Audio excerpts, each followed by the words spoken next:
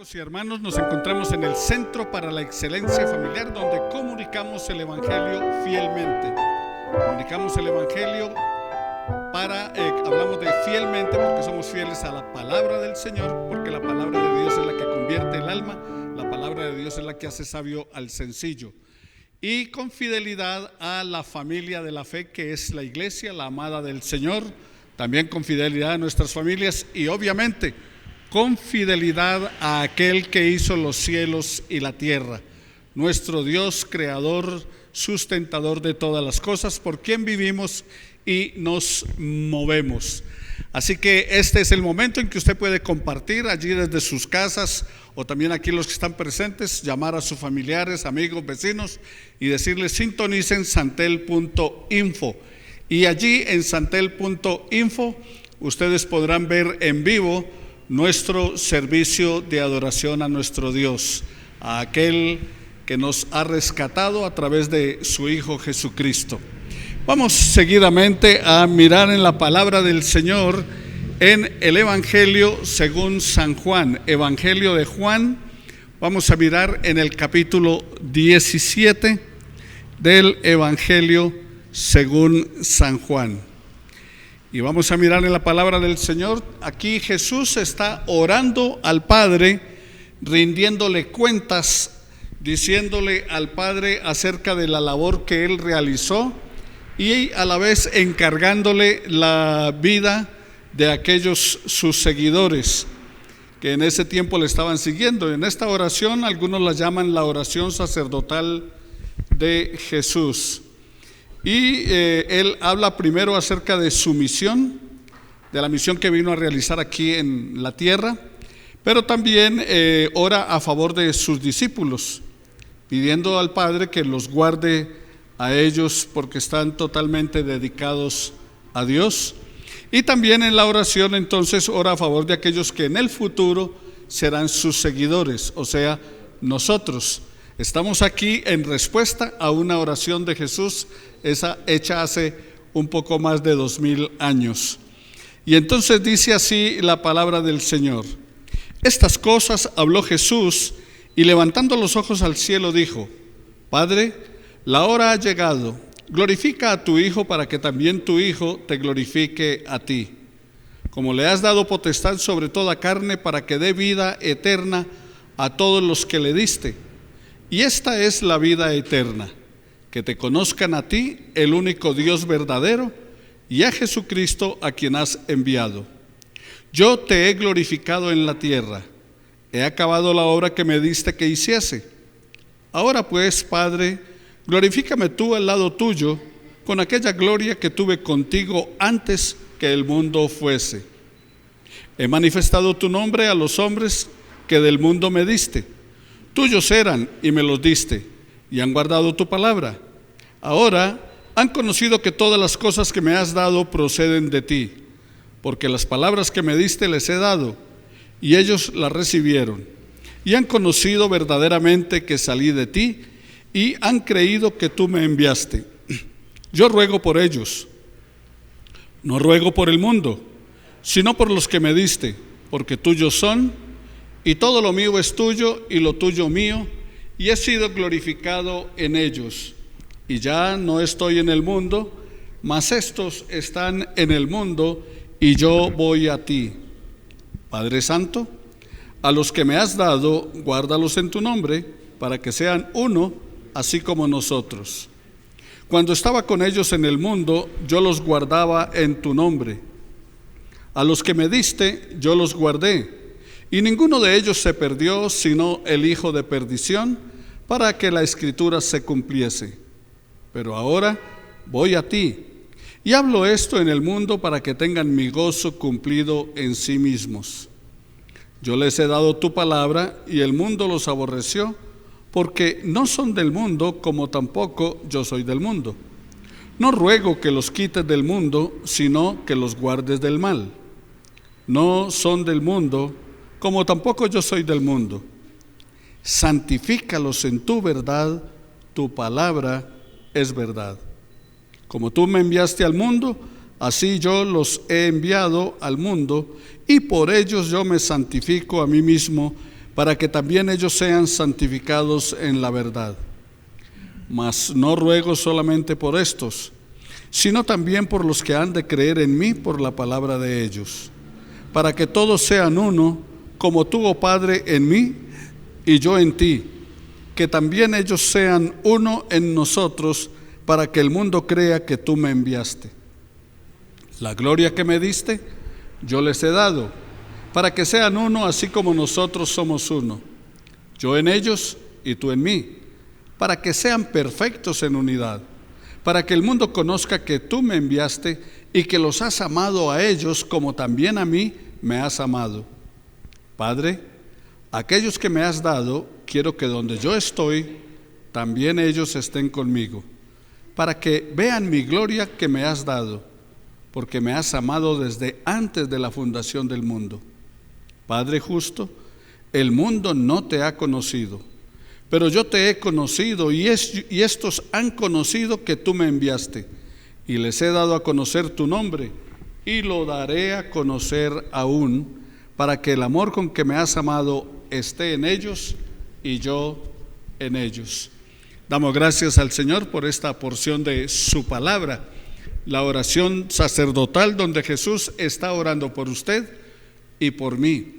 Está orando por los que todos en cualquier lugar del mundo se congregan para glorificar y exaltar el nombre del Señor, porque Él dijo: te pido por estos y por los que han de creer en mí por la palabra de ellos. Entonces, así como lo hizo Jesús, orar al Padre, clamar a Él, vamos nosotros también igualmente en esta mañana a clamar al Padre. Vamos nosotros en esta hora a orar al Señor, y usted allí donde se encuentra también puede hacerlo, dirigirse al Padre. Orar es hablar con Dios. Orar es lo que salga de su corazón, con sus propias palabras, lo que siente, dígaselo al Señor en este momento. Agradézcale al Señor por las bondades, por todas las cosas maravillosas que Él nos da día tras día, pero también aproveche para que en este momento usted clame al Señor y le pida perdón, porque hacemos cosas que no debemos hacer. Pecamos de pensamiento, de palabra, por obra, por omisión. En otras palabras, quebrantamos la ley de Dios, el plan de Dios para nuestras vidas. Así que aprovechemos también en este momento de oración, allí en su silencio, hable con Dios, dígale a Él que le perdone, que le muestre su camino y que usted pueda caminar por sus sendas. Como dice la canción: enséñame tus sendas a andar, porque estoy cansado de los míos. Es el momento para decirle al Señor: ten misericordia de nosotros, Padre. Y no solamente perdón, pidiéndole perdón, sino también aprovecha para decirle a Dios que te bendiga, que necesitas de su bendición, que tu familia necesita de su bendición, que tu familia necesita de la presencia de Él. Dile al Señor que llene a tu familia de su gracia y de su amor, especialmente por aquellos de nuestros familiares que aún no le conocen. Dile al Señor que les abra su mente y corazón para que reciban la palabra, que el Espíritu Santo sea obrando en la mente y en el corazón de nuestros familiares que aún no le conocen. Digámosle al Señor que Él, desde su gracia infinita, por su bondad, toque la vida de nuestros familiares, de esos amigos que tenemos que no le conocen, de los vecinos, de los conocidos. Pidámosle al Señor que de su presencia lleguen tiempos de refrigerio para ellos y para nosotros, que su bondad, que es infinita, se manifieste en todos y cada uno de nosotros. Habla con el Señor en este momento, allí en tu silencio, pensando en Él, pensando en su amor, pensando en su gracia. Dile al Señor que te llene de su presencia, que te llene de su Espíritu Santo. Bendito sea el nombre del Señor. Bendito sea nuestro Dios, Padre eterno, amoroso, misericordioso, Dios de toda bondad, Dios de toda gracia. Exáltale también Alábale porque Él vive y reina por los siglos de los siglos, porque Él es Dios, Él es tu Dios, es nuestro Dios. Por Él vivimos y nos movemos, dependemos de Él, dependemos de su gracia, dependemos de su bondad. Es solo por su misericordia. Estamos aquí solo por Jesús, porque Jesús lo ha hecho posible.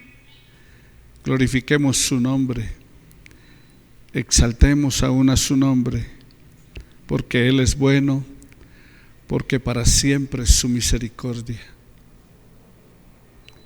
Bendito seas, Señor, bendito sea tu nombre. Bendito tú, oh Rey de reyes y Señor de señores, Dios de paz y de bondad. También en este momento clama al Señor, piensa en tu país, la necesidad que tiene Colombia. En este tiempo electoral donde se está polarizando, donde se incita a la violencia, al resentimiento, al odio, donde se hablan de libertades sin respetar la libertad del otro. Pidámosle al Señor que cese la violencia de nuestro país. Pidámosle al Señor que, ya que Él pone reyes y quita reyes, coloque en nuestro país gobernantes que sean sensibles a su palabra, que sean sensibles a la presencia de Dios, por lo menos que tengan respeto y temor de Dios, independiente de sus creencias religiosas, independiente de la iglesia donde vayan, que sean personas que teman a Dios, porque el principio de la sabiduría está en el temor de Dios. Así que, Padre, coloca en nuestro país un gobernante sensible a tu voz, sensible a tu palabra, que seas obrando de acuerdo a tu misericordia, Padre. Nos encontramos delante de tu presencia, Señor, en esta hora, para decirte: llénanos de ti, llénanos de tu gracia, llénanos de tu bondad. Bendito tu nombre, Señor. Bendito seas, Dios todopoderoso y eterno, Padre de bondad. También el Señor, cuando nos enseña a orar, dice que le pidamos a Él por nuestro pan de cada día. Pidámosle que supla nuestras necesidades. ¿Y cuál es tu necesidad en esta mañana? ¿Hay necesidad de salud? ¿Hay necesidades en tu economía? ¿Hay necesidad en cuanto a las relaciones? ¿Hay relaciones rotas en tu vida, en tu familia? Pidámosle al Señor reparación de todas estas cosas. Salvación es salud, y Dios trae salvación y salud para nuestras vidas.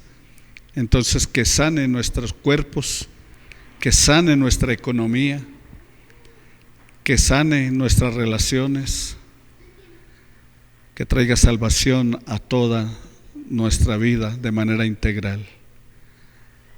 Señor, ahora, Padre, en el nombre de Jesús, toca nuestros cuerpos, eterno Dios, donde hay dolor, donde hay algún problema, donde se está gestando algo, en el nombre de Jesús, todas esas cosas sean desarraigadas de nuestro cuerpo, y restáuranos, oh Dios, restaura nuestro cuerpo. Tú lo hiciste, y como tú lo hiciste, tienes la medicina para él. Por eso, Padre, repara nuestro organismo. Tú puedes hacer que nuestra sangre corra normalmente, que desaparezca de nuestro cuerpo, Señor, los excesos de grasa, de azúcar, todas aquellas cosas que nos afectan. Y tú puedes darnos riñones nuevos, hígado nuevo, porque tú nos hiciste, Señor, tú nos formaste y nos conoces desde el vientre de nuestra madre. Por eso apelamos a ti en esta hora para pedirte en el nombre de Jesús que nuestro cuerpo sea restaurado. Así como el alfarero restaura la vasija rota, tú restaures nuestro cuerpo. Que si hay necesidad de ir al médico, tú nos des, Señor, la orientación para ir donde el médico adecuado, que nos puedan dar la medicina necesaria. Pero sabemos, oh Dios, que tú eres el sanador por excelencia y que no hay nadie como tú, porque tú eres ese Jehová Rafa, ese Dios sanador, porque tú eres ese Jehová Jireh, el Dios que provee. Tú eres el Señor, el Adonai.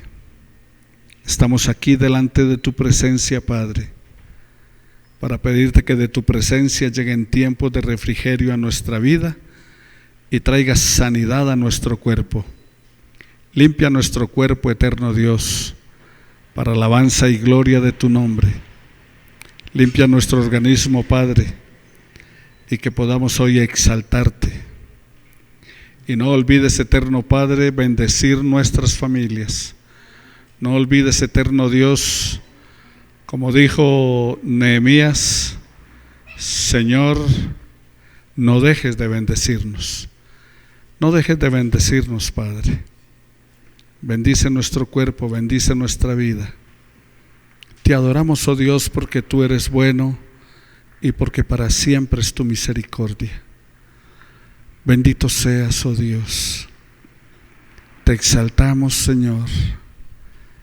Te exaltamos porque tú vives y reinas por los siglos de los siglos. Y queremos, Señor, una vez más decirte, no olvides nuestras familias, especialmente nuestros hijos.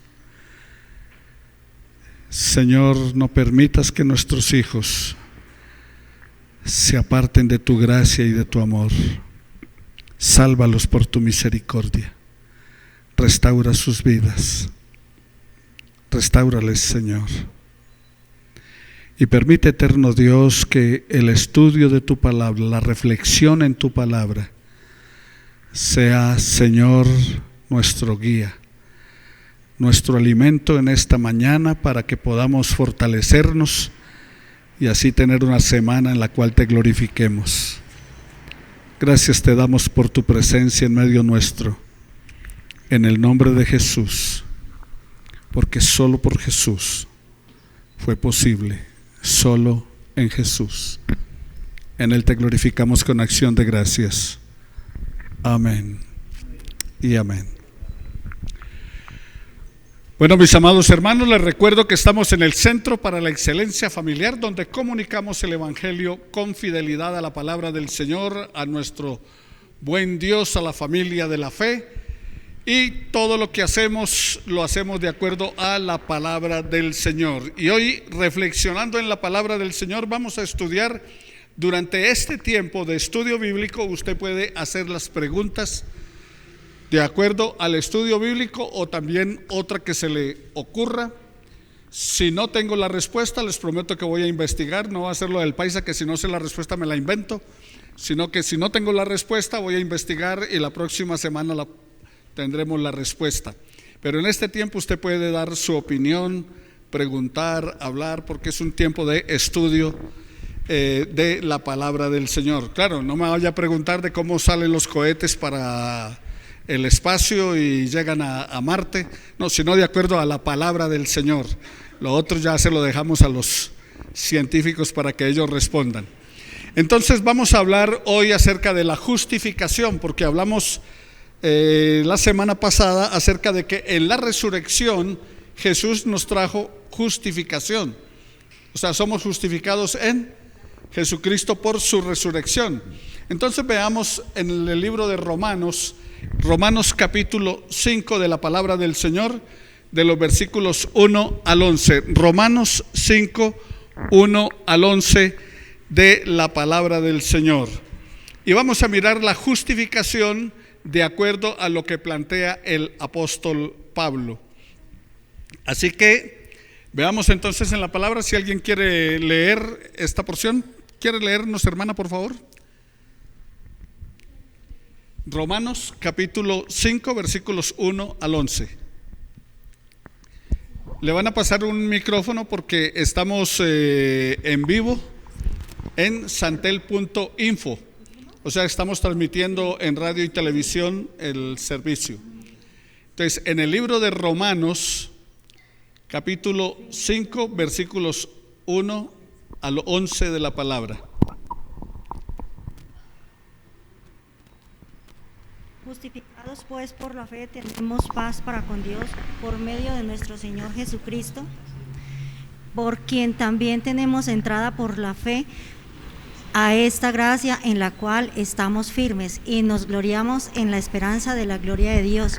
Y no solo esto, sino que también nos gloriamos en las tribulaciones, sabiendo que la tribulación produce paciencia, y la paciencia prueba, la prueba esperanza, y la esperanza no avergüenza, porque el amor de Dios ha sido derramado en nuestros corazones por el Espíritu Santo que nos fue dado. Gracias. Muy bien, el tema de la justificación es el tema de la carta del apóstol Pablo a los romanos, pero también es el objeto de toda la Biblia. O sea, el propósito de toda la Biblia, el propósito de haber venido Jesucristo al mundo, ¿es para qué? Para justificarnos, para traernos justificación. Los judíos supusieron que la justificación era por obras, y eso es lo que creen algunas religiones, eso es lo que enseñan acerca de la necesidad de las obras, y eso es, lo que algunos cristianos todavía creen, que tienen que hacer algunas buenas obras para obtener los beneficios de Dios. Pero no es de esa manera. O sea, Efesios en el capítulo 2 versículo 8 de la palabra del Señor y 9 dice que porque por gracia sois salvos por medio de la fe. Porque por gracia sois salvos por medio de la fe. Y esto no de vosotros, pues es don de Dios, para que nadie se gloríe. Y entonces, ¿dónde quedan las buenas obras? Bueno, Pablo sigue diciendo allí en el versículo 10 de ese mismo capítulo 2 de Efesios, porque fuimos hechura suya, creados en Cristo Jesús para buenas obras, las cuales Dios preparó de antemano para que anduviésemos en ellas. O sea que las buenas obras debemos hacerlas porque somos creados por un Dios bueno. Así como el árbol de mango, ¿qué da? Mangos. ¿Por qué? Porque es mango. Esa es su naturaleza, no puede dar papayas, no puede dar melones, da mangos porque es un árbol de mango. Entonces nosotros fuimos hechos por un Dios bueno, ¿para qué? Para que hagamos lo bueno. Lastimosamente lo que hicimos fue todo lo contrario, y entonces eso es lo que nos llevó a la situación que tenemos en el día de hoy. Así que los judíos pensaban eso, pensaban de que, bueno, oremos entonces en las esquinas de las calles para que nos vean, hagamos esto, lavémonos las manos 7 veces antes de comer, o sea, una cantidad de rituales, de cosas que se hacían, ¿para qué? Para poder entonces ser justificados delante de Dios. Esas obras los justificaban, pero no. Las buenas obras debemos hacerlas porque somos hechos por un Dios bueno. No nos creó para que hiciéramos lo malo. ¿O algunos de ustedes sí? Creo que no. Ninguno de nosotros fue hecho para hacer lo malo. Fuimos hechos ¿para qué? Para hacer lo correcto. ¿Hay alguna diferencia entre servir y hacer obras, o es lo mismo? El que hace obras sirve. En otras palabras, estamos para servir. Si usted no sirve, no sirve. ¿Me entienden la similitud? Lo que estoy diciendo, si usted no sirve, no sirve. Porque fuimos creados por Dios ¿para qué? Para servir. El mismo Jesús que dijo, el Hijo del Hombre no vino para ser servido, sino para servir. Esa es la esencia de nuestra vida, servir. El asunto es que nos gusta más que nos sirvan, ¿cierto? Nos encanta que nos sirvan, pero fuimos hechos por un Dios bueno, para que seamos buenos, para servir. Ese es el propósito. Entonces, el que sirve hace ¿qué? Una buena obra. El problema es que no puede decir, hoy hice una buena obra y entonces Eso. Fui donde la vecina que estaba enferma y le lavé toda la ropa. Entonces, soy bueno, ¿no? Porque ¿qué dice el Señor?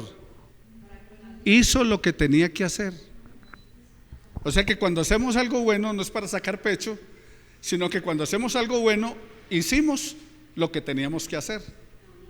O sea, si soy buen padre, entonces no es para sacar pecho porque soy buen padre, es que eso es lo que debo hacer. Si es una buena esposa, no hay ningún mérito en ser una buena esposa, eso es lo que debía de hacer. Si soy buen hijo, pues es que eso es lo que debía de hacer. Cuando hacemos lo contrario, entonces es donde estamos pecando. Entonces por eso no hay diferencia en ese aspecto. En la Edad Media la religión se redujo a ritos y ceremonias.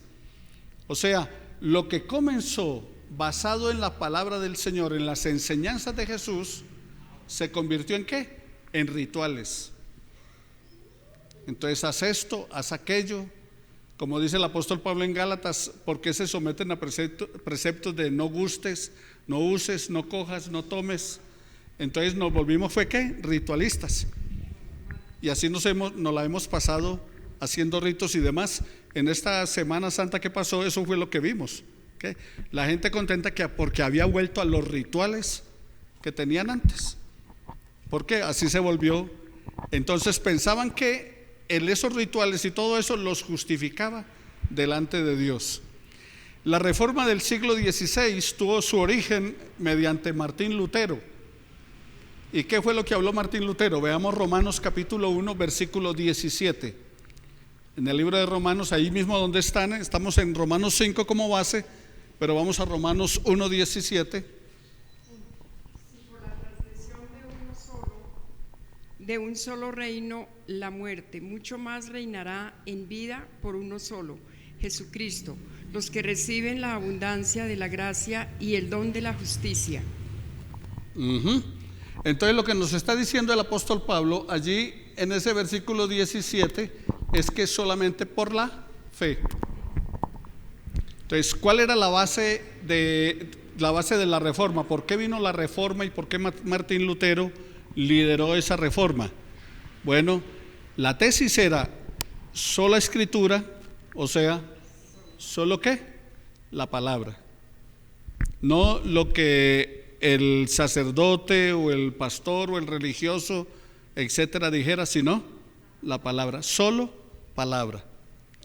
Sola gracia, porque la gracia es el regalo de Dios, la bondad de Dios, la que nos trae salvación, y sola fe, porque sin fe es imposible agradar a Dios, dice Hebreos 11:6.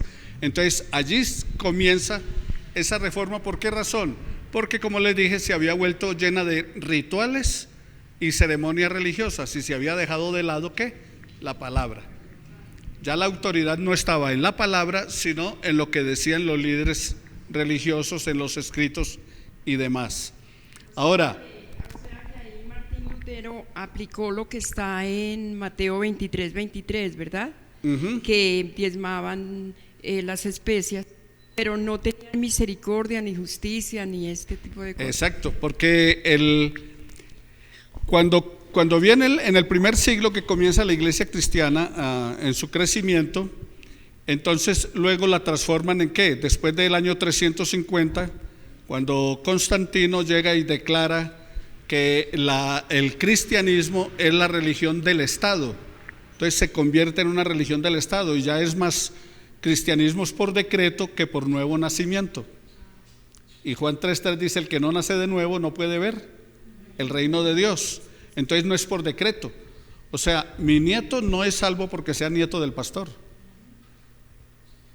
Él tiene que tener un encuentro personal con Jesucristo, reconocer su pecado, entregarle su vida y seguirle.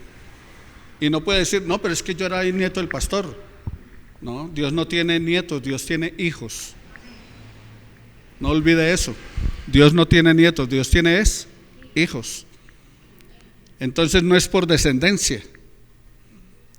Y lo que se convirtió fue en un ritualismo. Entonces comenzaron los ritos y desplazaron la palabra. Entonces, cuando hace Martín Lutero vuelve ¿a qué? A la palabra. ¿Por qué razón? En aquella época incluso comenzaron a pagar indulgencias para buscar el perdón de los pecados. O sea que iban y daban un dinero por el pecado cometido, y ya la iglesia les decía: ustedes están en paz, están libres. Ahí se inventó el famoso purgatorio y el limbo. Ahí viene la tradición en cuanto a purgatorio, limbo. Entonces del purgatorio hay que sacar las almas de allá. Me tocó esta semana escucharme una misa completa. Cogí un taxi, iba para la oficina, y el taxista colocó la misa en el radio y la puso a todo volumen. Pues yo no le dije nada, lo dejé y él siguió. Entonces me escuché toda la misa y me llamó la atención. O sea, lo mismo que escuché cuando niño, que nací en un hogar católico, y lo mismo que escuchaba como niño era igualitico ahora. Y cuando comienza la misa dice: esta misa es por el alma de, y mencionó como 7 personas. O sea que cada uno de los 7 pagó, pero dio una sola. Por los 7. Yo por el alma de Julano, o sea, está pagando para sacarlo del purgatorio. Y cuando en esa época entonces venían las indulgencias, pagaba la gente por el pecado cometido. ¿Saben que sucedió algo interesante? Un hombre fue y le dijo al obispo: uno puede pagar por el pecado que todavía no ha cometido. Note a dónde llegaron. O sea, se pagaba por el pecado que se había hecho. Pero este fue y le dijo: Su excelencia, uno puede pagar por el pecado que no ha cometido todavía.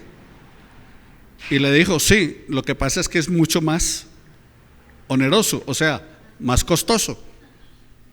Y el hombre le pagó. Iba una caravana llevando el dinero, el oro y todo lo que había recogido la iglesia para llevarlo de Francia a España. Y cuando iban en la caravana fueron asaltados en el camino y les robaron el dinero, lo que llevaban. Al hombre lo cogieron tiempo después, lo cogen preso y lo llevan a juicio. Cuando está en juicio saca un documento firmado por el obispo donde había pagado por el pecado no cometido. O sea, no lo podían meter a la cárcel. ¿Por qué? Porque él había pagado por el pecado no cometido y resulta que los atracó a ellos mismos. Entonces, los vivos no son solamente de ahora, los vivos vienen desde Génesis 3 para acá. Pero noten lo interesante, o sea, estaba pagando por el pecado que no había cometido, y el pecado era robo, y le robó a ellos. Entonces no lo podían condenar por eso. Pero entonces ahí en ese caso Constantino politizó la religión del tiempo, porque aparte de los dogmas había así como esa política que él traía y la imponía. Por ejemplo, el pago por las indulgencias. No, eso vino después. O sea, Constantino no tiene nada que ver en ese paseo. Constantino lo único que hizo fue el decreto, porque él iba a ir a la guerra. Resulta que el cristianismo había crecido mucho. Entonces ya la mayoría del imperio romano era cristiana y cada día tenía más adeptos. Entonces la estrategia política, ¿cuál? Cristianizó al mundo conocido de su momento por decreto, y de esa manera que se ganaba la votación. O sea, como ahora, ¿qué hizo un candidato? Fue a visitar al Papa. ¿Para qué? Para mostrar que soy bueno y entonces me apoyen. Otro de los candidatos fue a Chiquinquirá, a la Virgen de Chiquinquirá y todo lo demás. O sea, buscando que los seguidores religiosos voten por ellos. Eso fue lo que hizo Constantino. Ya fueron los religiosos, los líderes religiosos, los que se inventaron el cuento de las indulgencias, del credo y todo lo demás. Pero Constantino lo único que hizo fue una jugada política para poderse afirmar en su trono, nada más. O sea que no le podemos echar la culpa a él. Incluso eso vino mucho tiempo después, en el siglo XV, es donde comienza a coger fuerza lo que era los rituales religiosos o algo, sobre todo con el señor Carlomagno. No es por obras ni dinero que podemos dar para justificarnos, sino ¿por qué? La cruz. Romanos 3:20, ¿qué nos dice? Romanos 3:20.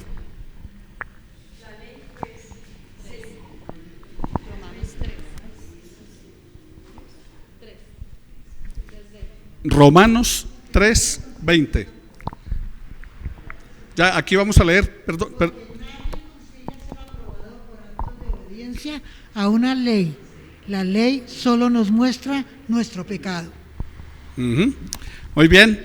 Para los que tienen Reina Valera, le escucharon un poco diferente, es porque está leyendo en Palabra de Dios para Todos, o sea, una Biblia de lenguaje común, que es la Biblia verde que tienen ahí en la mesa. Muy bien, entonces no es por obras ni es por dinero, sino ¿por qué? Por la obra de la cruz. Somos justificados en Cristo Jesús. Ahora, ¿por qué razón necesitábamos ser justificados? ¿Cuál es la razón de una justificación? Bueno, en primer lugar, ¿por qué? Por nuestro pecado. Jeremías en el capítulo 2, versículo 22, dice: aunque te laves con lejía y amontones jabón sobre tu cabeza, la mancha de tu pecado permanecerá. O sea que no importa qué hagamos, el pecado no lo podemos quitar de nuestra vida. Esa es la razón.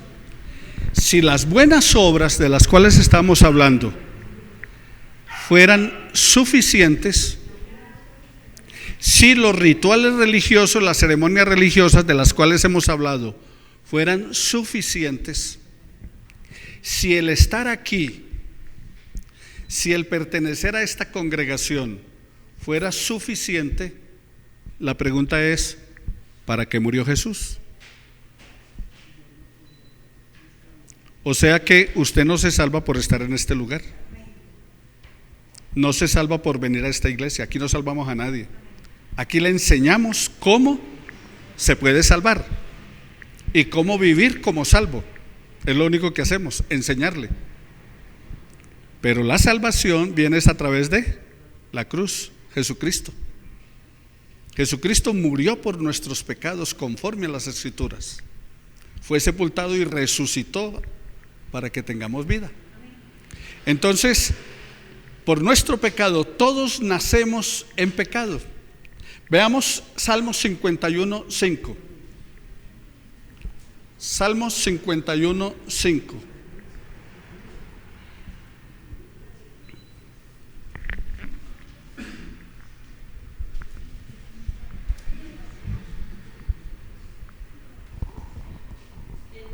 He sido formado y en pecado me concibió mi madre.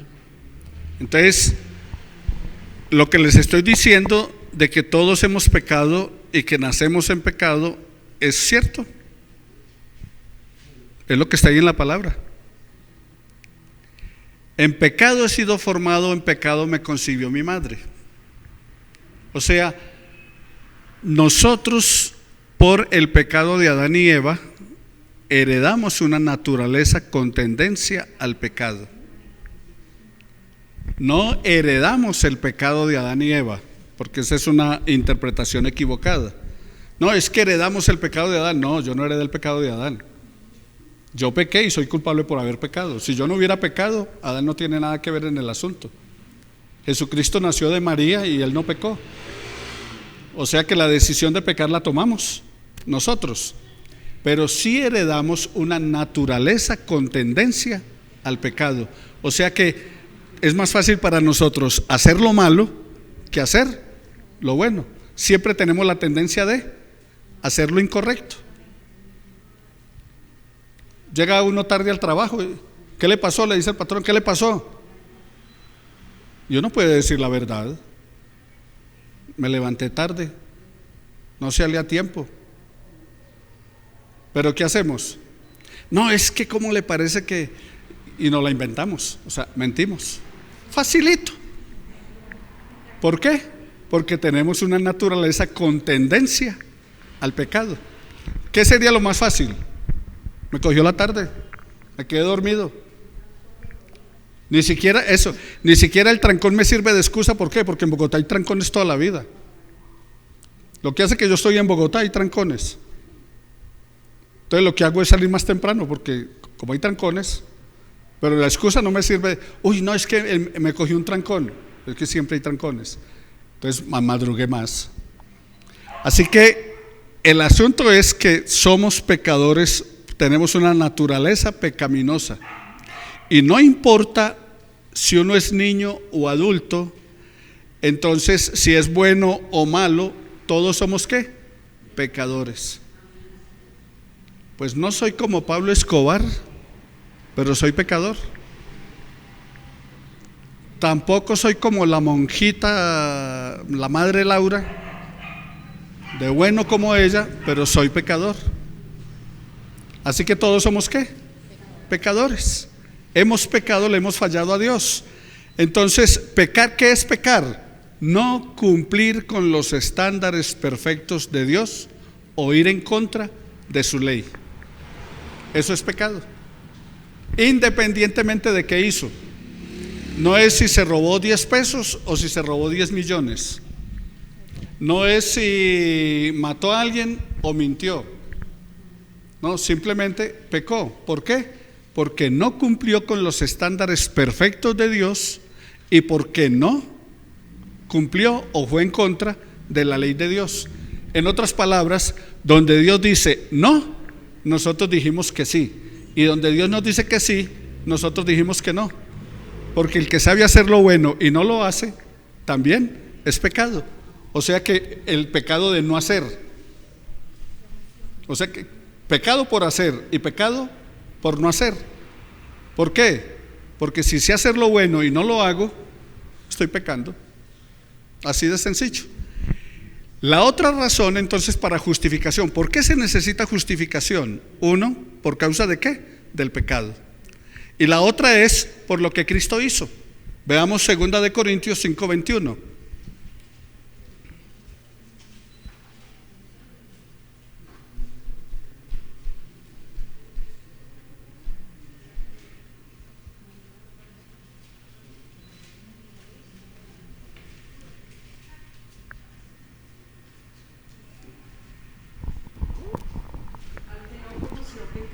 Por nosotros se hizo pecado, para que nosotros seamos justificados, justicia de Dios en él. Entonces, dos razones por las cuales es necesaria la justificación. La primera, ¿por qué? Por nuestro pecado. Necesitábamos ser ¿qué? Justificados, ya que todos hemos pecado. No hay justo ni aún uno. No hay quien haga el bien y nunca peque. Y la otra razón es por lo que hizo Jesucristo. ¿Y qué fue lo que hizo Jesucristo? Dice que el que no conoció pecado, por nosotros se hizo pecado. Entonces, esa es la razón por la cual también necesitamos justificación, por la obra de Jesucristo a nuestro favor. No sé si es que le cambia, ¿cuál es la transgresión? ¿El mismo pecado o es? Sí, transgredir es violar, es quebrantar, es romper la ley de Dios, es lo mismo. O sea, lo que pasa es que el pecado, cuando hablamos de pecado, en la Biblia, en el español nosotros encontramos simplemente la palabra ¿qué? Pecado. Usted lee y dice, el pecado, por cuanto todos pecaron. Pero en el idioma hebreo y griego, entonces el pecado es rebelión. O sea, me rebelo contra lo de Dios. Como cuando usted le dice al hijo, bueno, cuando les podía decir, ahora ya no, pero cuando le decía a Cristian, no salga, y Cristian salía. ¿Qué hizo Cristian? Se rebeló. Se rebeló. Entonces, cuando Dios dice no, y nosotros vamos y lo hacemos, entonces nos rebelamos contra Dios. Pero también en la Biblia, pecado es errar al blanco. O sea, es como cuando usted tiene la diana, ¿recuerdan esos círculos? Y entonces que les disparan o les tiran una flecha o algo al círculo, y entonces usted le tira allá pero pega a un lado. Se llama errar al blanco. O sea que mi vida tiene que ir en esta dirección y yo cojo en otra. Erré al blanco. ¿Eso también es qué? Pecado. Entonces, un ejemplo, el apóstol Pablo, siendo Saulo de Tarso, ¿qué hacía? Iba y perseguía a los cristianos para meterlos a la cárcel y también que los mataran. ¿Y lo estaba haciendo en nombre de quién? De Dios. Lo estaban haciendo en nombre de Dios. Cuando las famosas cruzadas, que iba el cristianismo, entre comillas, iban al mundo árabe, al mundo musulmán, y los mataban, y las espadas las volvieron cruz. Por eso la empuñadura de la espada tiene una cruz, porque era o se convierte o lo matamos. ¿Lo estaban haciendo en nombre de quién? De Dios, entre comillas, ¿no? Pero ¿dónde dijo Dios que fueran a hacer eso? O sea que estaban errando al blanco. O sea que en vez de estaban haciendo algo para Dios, pero por el lado equivocado, cogiendo en otro rumbo, porque la orden de Dios era no matarás. Es que la conversión no es si se convierte o lo mato, no. El Señor Jesús dijo, el que quiera venir en pos de mí, es una invitación, no es obligación. El que quiera. Yo les enseño a ustedes, ustedes verán si lo ponen en práctica. Yo no los puedo obligar, ni los voy a condenar. Que yo les digo algo y ustedes hacen todo lo contrario, problema de ustedes con Dios, no es conmigo. Ustedes no me responden a mí, le responden a Dios. El problema es que algunos religiosos queremos que nos respondan a nosotros, y no, usted le tiene que responder es a Dios. Yo le digo a usted que la Biblia dice que debe ofrendar y usted no lo hace, problema suyo con Dios. Yo le enseño. Mi problema es si no les enseño. Ahí sí la tengo yo que ver con Dios. Pero el ponerlo en práctica les toca a ustedes. No lo voy a perseguir, no va a ser el policía cristiano detrás de ustedes a ver si lo viven o no lo viven. No, yo les enseño. Y ustedes en su caminar con Dios deciden qué hacer. Ni siquiera el diablo, como algunos, no, que es que el diablo me obligó.